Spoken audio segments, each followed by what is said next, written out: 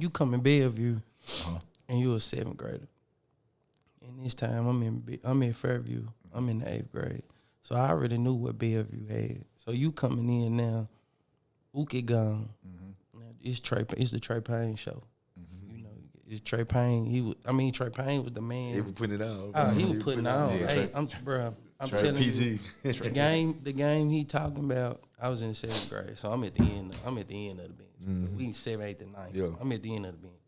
Man, Trey them come down with the Irish, make him foul, pull up.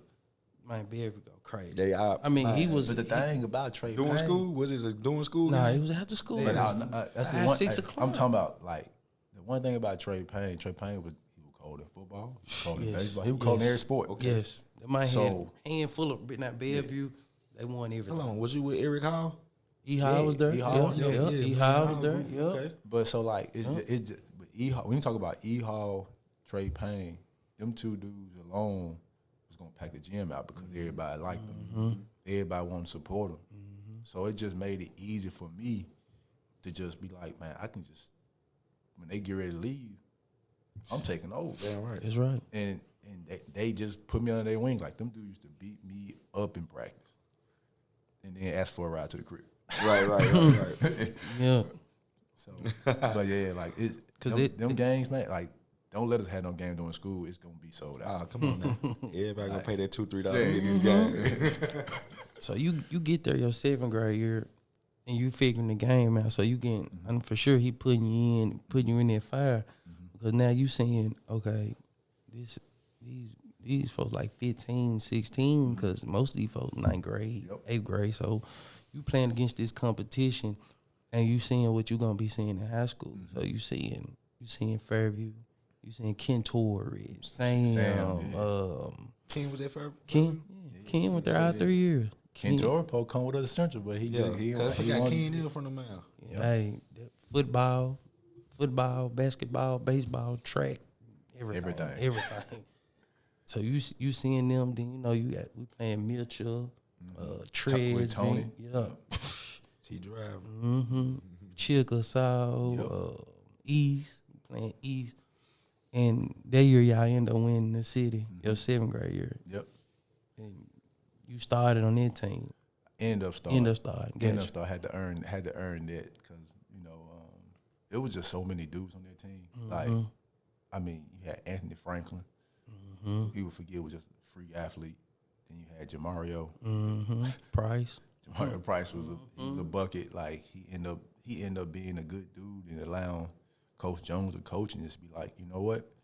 I'll come off the bench if I can go score. You can let Tim start because Tim, he ain't trying to score. He just trying to make plays for everybody. He gonna do. Yeah, so he ended up working out for it because he ended up winning. But stuff like that, like little things like that allowed me to learn, like, it don't matter what position you play or when you get in the game. All I care about finishing the game. That's right. And having older dudes like that was humble enough to like not stunt my growth. I just feel blessed, to be honest. Like it's just kind of how it was. And I mean, at the time, think about it, man. Like y'all know y'all played. Man, you let a young dude come take your minutes or take your spot. Man, you feel type of way, but at the same time, he might have felt type of way, but he also looked at it like, all right, I'm gonna go get it when I get my chance. I can't stop. I really do like little dude. It ain't his fault. It ain't personal. Yeah, it wasn't personal. So it just allowed us to be closer now. Like if we see each other, it ain't no just hey, we gonna give each other a hug. We gonna talk for a minute, and that's just when you win, that allow you to do that. Yeah. So after you win this city, your name like everybody thought I was in 8th grade going to 9th. Right. I That's told what him, you I going said, to the no, eighth. that might be I was just 7th going grade. to the 8th. That's the funny thing about it. I remember it because it was Gentry Hines. All them dudes in 9th grade, and they brought the rankings out, and I got ranked with their class, and I'm like, I'm in 7th. But nobody really knew who I was because I played junior high school. I will never regret junior high school basketball because it taught you how to be a little bit more tougher because them dudes would literally try to take your heart because they heard about a young dude or they tried. It just was a little more personal. I felt like your 8th grade year, I feel like it was so like pandemonium behind your name because everybody like, oh man, Peete. That's all we hearing. Like we at practice, they like, man, TMP coming. You know, like Beverly. They ain't saying Beverly like TMP coming. Cause them years it was you was running for the boys, and then Mimi Janaku, she on hitting 40s and she was going crazy. So everybody look forward to seeing you. And like I was telling folks, I was like, man, dude, you look like an NBA player then. Like you was scoring, you had to run. Like everybody know you famous for the run. Like you was scoring mid range, getting down the court for the run. And I just this man here. So your 8th grade year, I know it was like more people wanted you, even high schools, because everybody wanted like where he gonna go to high school now, because you done came in 7th grade, you already wanted to see it, because that's the highest thing you go in the junior high. You done came in and already did that your first year. Yep, I remember the game that I knew I wasn't going back. It was against Central, actually. Their freshman team came down and played us. You scrimmage out? No, they played us in a real game. The Bill? They played in the freshman league. Yeah, they played in the freshman league. So they came down and played us, and I had like 30. And I was like, I ain't going back. I'm not going back to Bellevue. Yeah. There's no reason for me to come back. And then I didn't know I was going to Central though. And everything, I go to Central and none of them dudes my teammates. Applewhite was your coach, right? Yep. None of them guys on their team were my teammates. Because I remember they had all the game. We played y'all at Bellevue to go to the city. Y'all beat us to go to the city. And, you know what I'm saying, I had got up with you after the game. I'm like, man, you come back next year, you going to win again. You was even that look like. I didn't know. I the whole time, because Coach Jones told me he wasn't coming back. Okay. So that was a big reason why it made it a little bit easier that he probably wasn't going to come back. And it was like, I got to do something different. How tall were you at that time? I was like 6'1". I literally just started dunking in the 8th grade. I was a little bit more active in them passing lanes. He was dunking. I was a little bit I still couldn't shoot like threes. Not comfortably. Yeah, but it was literally I'm gonna catch in the mid range and it was automatic. I'm gonna shoot off the glass. I'm gonna get to a floater. I really wasn't shooting threes like that. But that was the game back then. Inside out. Oh yeah. So I said like being able to play I might be playing the one, but like Coach Jones finna run this flex offense and get me the ball right there on that block like I'm a 5. Like perfect for that offense though, a flex type. So like shoot 1-4 flat.